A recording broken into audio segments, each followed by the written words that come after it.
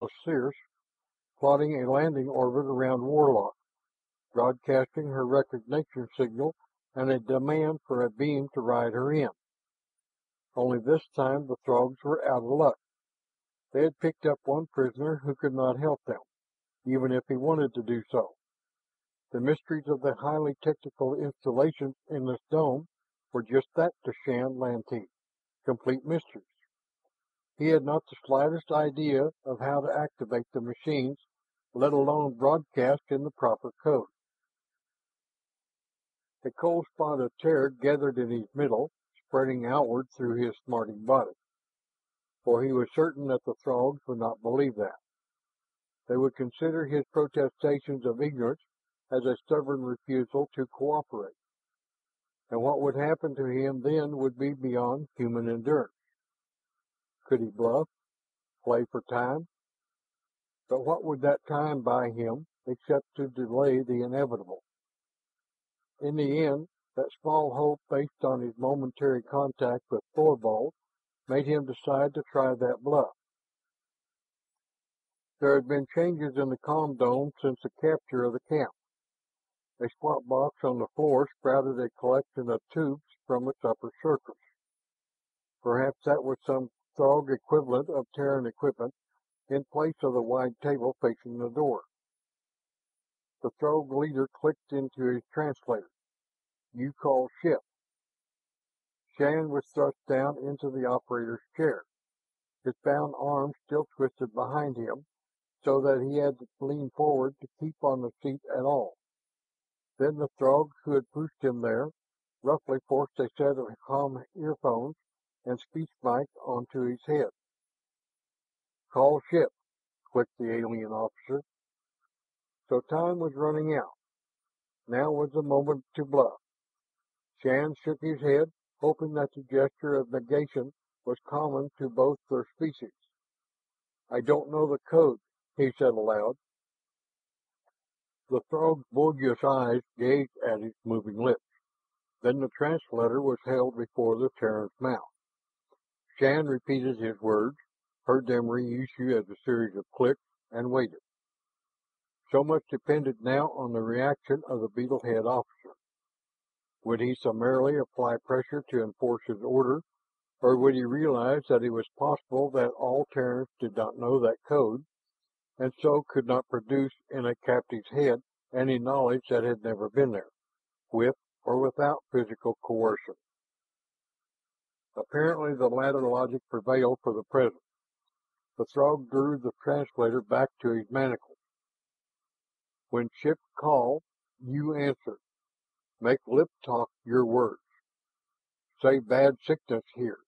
Need help. Code man dead.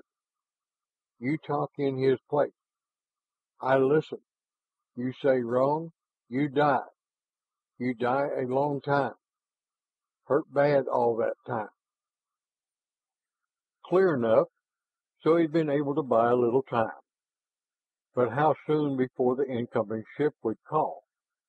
The Throg seemed to expect it. Shan licked his blistered lips. He was sure that the Throg officer meant exactly what he said in that last grisly threat. Only would anyone, Throg or human, live very long in this camp if Shan got his warning through? The transport would have been accompanied on the big jump by a patrol cruiser, especially now with Throgs littering deep space the way they were in this sector. Let Shan alert the ship, and the cruiser would know. Swift, punitive action would be visited on the camp. Throgs would begin to make their helpless prisoner regret his rashness, then all of them would be blotted out together, prisoner and captors alike, when the cruiser came in. If that was his last chance, he'd play it that way. The Throgs would kill him anyway. He hadn't the least doubt of that. They kept no long-term Terran prisoners and never had. And at least he could take this nest of devil beetles along with him. Not that the thought did anything to dampen the fear which made him weak and dizzy. Shan Lantee might be tough enough to fight his way out of the dumps, but to stand up and defy Throgs face to face like a video hero was something else. He knew that he could not do any spectacular act. If he could hold out to the end without cracking, he would be satisfied. Two more Throgs entered the dome. They stalked to the far end of the table which held the comm equipment, and frequently pausing to consult a Terran work tape set in a reader, they made adjustments to the spotter beam broadcaster. They worked slowly but competently, testing each circuit, preparing to draw in the Terran transport, holding the large ship until they had it helpless on the ground. The Terran began to wonder how they proposed to take the ship over once they did have it on the planet. Transports were armed for ground fighting. Although they rode in on a beam broadcast from a camp, they were prepared for unpleasant surprises on a planet's surface. Such were certainly not unknown in the history of survey, which meant that the Throgs had in turn some assault weapon they believed superior, for they radiated confidence now. But could they handle a patrol cruiser ready to fight? The Throg technicians made a last check of the beam, reporting in clicks to the officer. The alien gave an order to Shan's guard before following them out. A loop of wire rope dropped over the Terran's head, tightened about his chest, dragging him back against a chair until he grunted with pain. Two more loops made him secure in a most uncomfortable posture, and then he was left alone in the calm dome. An abortive struggle against the wire rope taught him the folly of such an effort. He was in deep freeze as far as any bodily movement was concerned. Shan closed his eyes, settled to that same concentration he had labored to acquire on the Throg ship. If there was any chance of the Wyvern communication working again, here and now was the time for it. Again he built his mental picture of Thorvald, as detailed as he had made it in the Throg ship, and with that to the forefront of his mind, Shan strove to pick up the thread which could link them. Was the distance between this camp and the sea-girt city of the Wyverns too great?